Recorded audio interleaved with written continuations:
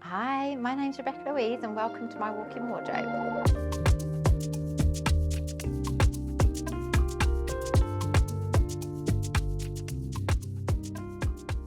Whenever I'm designing a wardrobe, I always want things to be symmetrical. So you'll notice as you come in, both of the bays on either side of the center mirror are the same. And then from this direction, you'll also see that side wall is also symmetrical. So if we start with this first bay, I always use the season to dictate what colour scheme I'm going for in the first bay. We're coming into summer, so obviously I've got the summer pop of colour in this bay. And then we move through to the more white neutral kind of colours.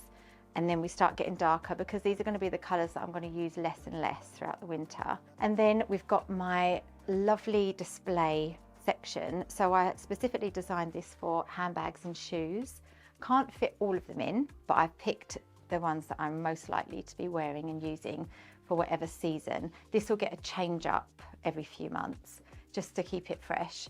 But at the moment, this is the palette that I'm sort of going for with my summer colours.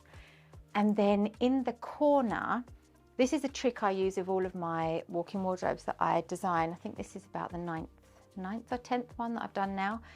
When you've got a long hang, you're never ever going to get the clothes finish at the same point. So it's always going to look messy. So whenever you have a long hang section, always try and hide it behind the door so it's not in full view as you enter the room, because it's never going to look that nice. So that's all hidden in one corner. And then you've got all of your tops, which essentially end at the same height, providing it's not a man and woman's wardrobe, because you'll find that the men's sink down lower. Because they're all mine, they all end at the same height, and the same with the trousers. They're all going to run in a straight line, and it just looks so much nicer and more powerful. LED lighting is huge in a walk-in wardrobe. It doesn't let off much heat, so it doesn't do any damage to your clothing or your bags or your shoes. I would always say cram in as much downlighting as you can. It's going to give your room a much more luxurious, high-end feel, and it's pretty inexpensive actually, LED lighting. And if you have an island, I feel like a feature light, pendant light above the island is always a good idea. I'm probably going to drop down quite a low, as long as it's higher than my head so I can see myself in the mirror, a low but large ornate pendant lighting in here, which again will look beautiful as you come into the bedroom and swing into the walk-in wardrobe. It's pretty difficult to make sleeveless tops look nice on hangers. So what I do, a little trick, I always put an island, if you've got room, in the middle of the walk-in wardrobe. The reason being, you can fold up the string tops and you can neatly put them in a drawer, and then you haven't got too much exposure of hangers on the rails.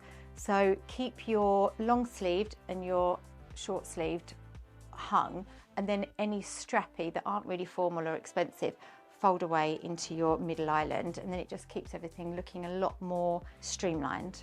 So if you come over here, I'll show you a couple of my accessory drawers. I'm a bit of an accessory addict, so I have lots of pieces that complement outfits. This is the belt drawer. I have two belt drawers actually. That's a little bit excessive, but I do. And it just is a way to keep them really neatly tidied away so that you have easy access to them and you can match them to your outfits without too much fuss. So I'll show you a few pieces that are special to me in this wardrobe that have a little bit of meaning behind them. This Yves Saint Laurent bag was actually my first ever designer bag that I owned. So this is what started the collection as a whole, and I will keep that forever. And then I've got a few pieces as well. Holland & Cooper used to be quite a unknown brand. It was a tiny brand, and she only had about 10 pieces in her collection. So this is a coat that I purchased, and then about 2 months later, Kate Middleton purchased, but in the blue check, you probably remember it. And I was so proud of the fact that I had the same coat from the same brand as Kate Middleton, so that was amazing. I have a little bit of an affinity with Ralph Lauren. It's slightly egotistical. Their initials are RL, and obviously Rebecca Louise. So I like to collect Ralph Lauren pieces. This is a bag that they released last spring, summer. I just love the RL on it, so I've got a few pieces from them. My favourite pair of trousers in my wardrobe are these gorgeous soft velvet Reese trousers. So I wore them in a recent reel that I did on my page, and I must have got about over 100 messages about them. They're absolutely stunning and they're just so unique. And they had a waistcoat actually that went with them, but I wasn't fast enough and I didn't get the waistcoat to match the trousers, unfortunately. So this is where obviously I do my makeup, skincare, hair.